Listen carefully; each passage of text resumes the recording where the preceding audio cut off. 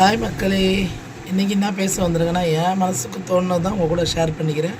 மற்றபடி இதை யார் மனசையும் புண்படுத்தவோ யாரையும் சுட்டி காட்டவோ நான் இல்லை.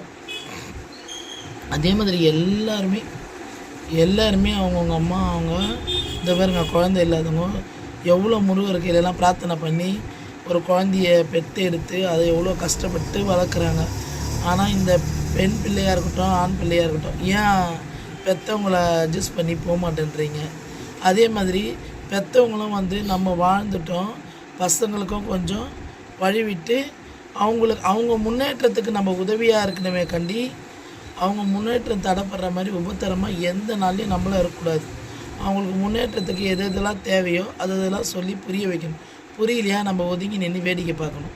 அதனால் பெற்றவங்க பிள்ளைங்கள விடாதீங்க, பிள்ளைங்க பெற்றவங்கள விடாதீங்க.